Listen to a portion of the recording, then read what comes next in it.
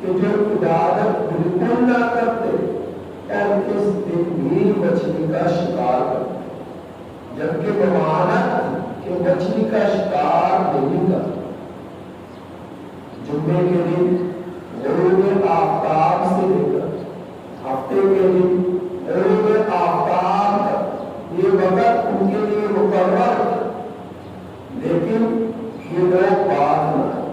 دوسری طرح کے وہ لوگ جو ان کو منع کرتے رہے، کچھ دن منع کیا پھر رک کے لیکن کچھ شکار نہ کیا۔ اسی طرح کے وہ لوگ جو شروع سے لے کر ابتدا سے لے کر انتہا آخر تک ان شکار کیا انہوں نے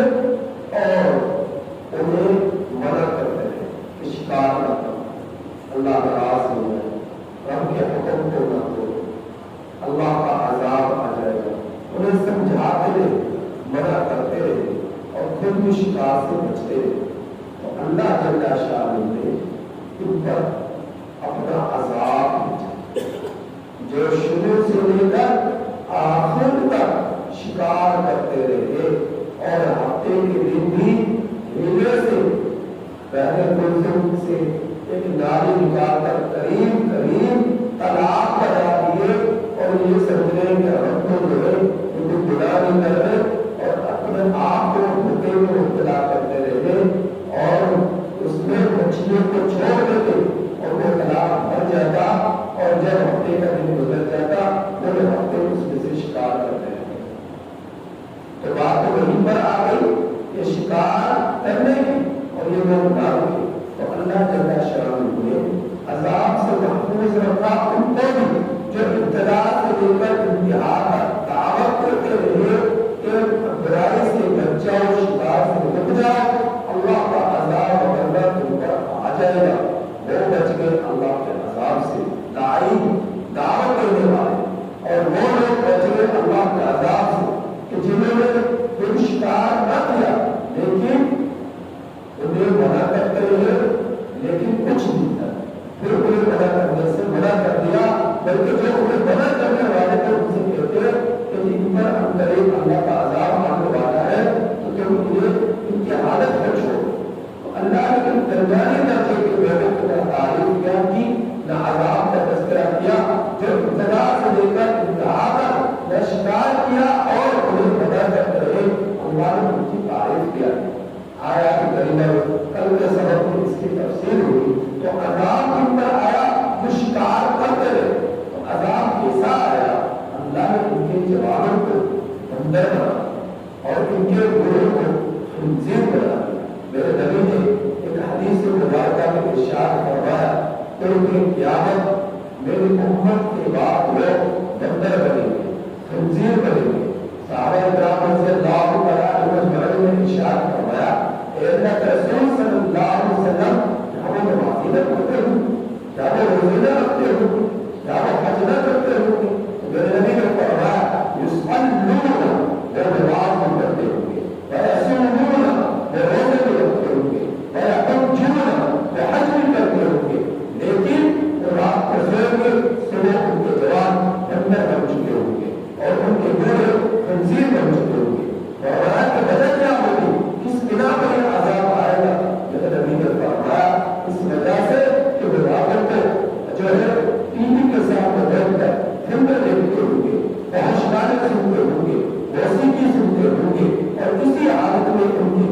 فلمیں دیکھتے دیکھتے ٹی وی دیکھتے دیکھتے ان کی آنکھیں لگ چکی ہوں گی، صبح جب اٹھیں گے تو وہ جوان بندر ہوں گے، بوڑھے خنزیر ہوں گے۔ تو ان کے اس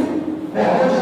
غیر کے فحش اور عریانی کی بنا پر، احیاء کی بنا پر، موسیقی کی بنا پر، فلموں کی بنا پر اللہ رب العزت ان پر عذاب بھیجے۔ تو یہی عادت ہے۔ اب پہلے زمانے میں کوئی نہیں، ہر گھر ہوا کرتا تھا، شہر کے اندر اب تو ہر ایک کی جیب میں ہوا کرتا ہے کہ وہ جو ہے رات کو موبائل پکڑ کر دیکھتے رہتے اور اسی عادت میں آخرت رہ جاتی ہے، اسی عادت میں آخرت ہو جاتی ہے۔ صبح بھی پھر آنکھیں کھلتی ہے اور پھر پتہ چلتا ہے کہ وہ موبائل جو ہے وہ دیکھتے دیکھتے آپ کو سوئے ہو۔ تو اگر وہ اس موبائل کا غلط استعمال کرتا رہا اور اس کے اندر جو ہے بہت اس کے ذریعے کرتا رہا بہت سخت اس کے لیے وعید ہے ایسے لوگوں کے لیے کہ جب اللہ کے رسول صلی اللہ علیہ وسلم نے فرمایا ہے کہ قیامت کے قریب جو ہے اس کے لیے نوجوان بندر رہیں گے، ایسے لوگ بندر بن چکے ہوں گے اور بڑے تنظیم بن چکے ہوں گے، چہرے پر سخت کر دیے جائیں گے اور سخت کی سزا ہوگی۔ تو اس آیت کریمہ میں اللہ اپنی عزت نے ان یہودیوں کا تذکرہ کیا کہ جو اللہ کی نافرمانی کرتے ہیں، یہ انتہائی ذلیل لوگ ہیں، انتہائی ذلیل لوگ ہیں، لیکن باوجود سمجھانے کے انتہائی ضدی بھی تھے، نافرمانیاں بار بار کرتے رہے، بار بار کرتے رہے، پیغمبر سمجھاتے رہے، انہوں نے سینکڑوں پیغمبروں کا قتل عام کیا، سینکڑوں اللہ والے کو شہید کیا، نافرمانی کرتے رہے۔ تو اللہ کو عزت نے ان یہودیوں پر اپنے عذاب کا تذکرہ فرمایا کہ رقم تعدد رب ہوگا، اور جس وقت کے رب نے باتیں کر کر اعلان کر دیا کہ لَأَقَمْنَ عَلَيْهِمْ إِلَىٰ يَوْمِ الْقِيَامَةِ، البتہ ضرور ضرور ان لوگوں کو قیامت کے دن تک بھئی يَسُومُهُمْ سُوءَ الْعَذَابِ، اللہ میں جو ہے ان کو عذاب دوں گا، بری سزا دوں گا، ان ربک لشدید العقاب، ان کو بڑا عذاب کیوں دیا جائے گا؟ کیونکہ یہ اللہ کی نافرمانی بہت زیادہ کرتے ہیں، پیغمبر کو قتل انہوں نے بہت زیادہ کیا، پیغمبر کو بہت زیادہ انہوں نے ستایا، اور انہوں نے اپنے دین میں تحریفات بہت زیادہ کی کہ اس بنا پر اللہ نے ان پر چونکہ کتاب نازل کی، کتاب کو نہ مانا، صحیفے نازل کی، ان کو نہ مانا، پھر بار بار ان کی ضد اور ان کی نافرمانی، ان کی معصیت کی بنا پر اللہ رب العزت ان کو قیامت کے دن تک عذاب میں بھیجے گا، اور عذاب ایسا جو ان کے لیے ذلت نما ہوگا، رسوائی نما ہوگا، اور عذاب ایسا جو بڑا عذاب ہوگا۔ تو کیوں ہوگا؟ کیونکہ یہ اللہ کی نافرمانی نہ ہوتے کرتے ہیں، اللہ رب العزت کی نافرمانی نہ کیا کرتے، اس لیے اللہ رب العزت ان پر عذاب بھیجے گا۔ تو یہ بھی ایک عذاب کی صورت ہے کہ شروع سے لے کر اب تک آپ دیکھیں یہودیوں کو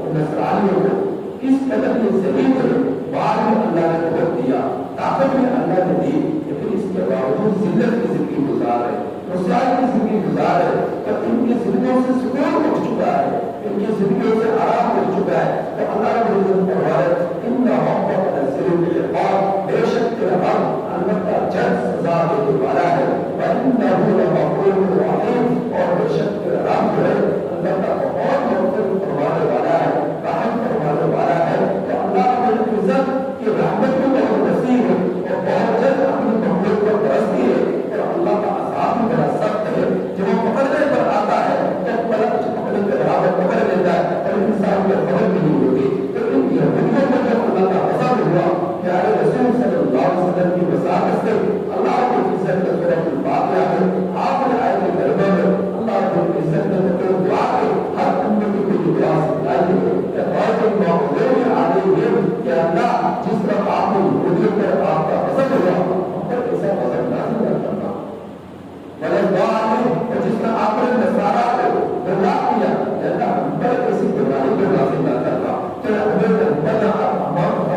اپنے غضب سے بھی ہماری حفاظت فرمانا، گمراہی سے بھی ہماری حفاظت فرمانا۔ ہم گمراہ کون ہوئے؟ نصرانی، غضب جن پر نازل ہوا یہودیوں پر۔ تو یہ سورۃ الفاتحہ کے آخر آیت کریمہ میں جو ہم ہر نماز کے اندر یہ دعا پڑھتے ہیں، اس لیے مانگی جاتی ہے کہ یہودیوں پر اللہ کا غضب ہوا، ان پر اللہ کا غضب نہ ہو جائے، نصرانیوں پر اللہ نصرانی یہ گمراہ ہوئے، حضرت عیسیٰ علیہ السلام پر خدا بنا دیا، ان پر بیٹا بنا دیا، ان پر تصویر کے قائل ہو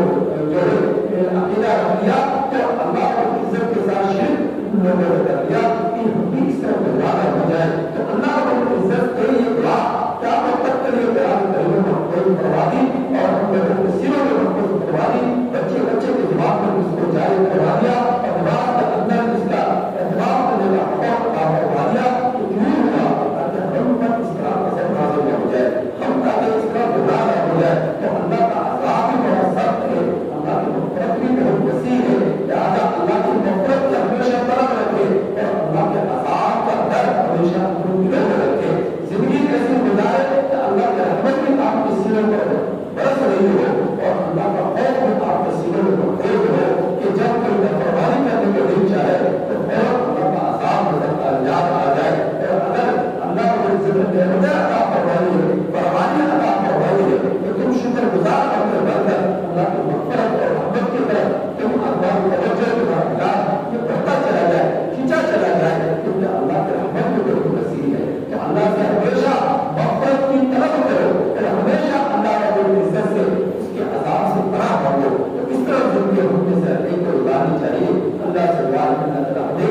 آئے کہ کلمہ کی تعلیم سمجھ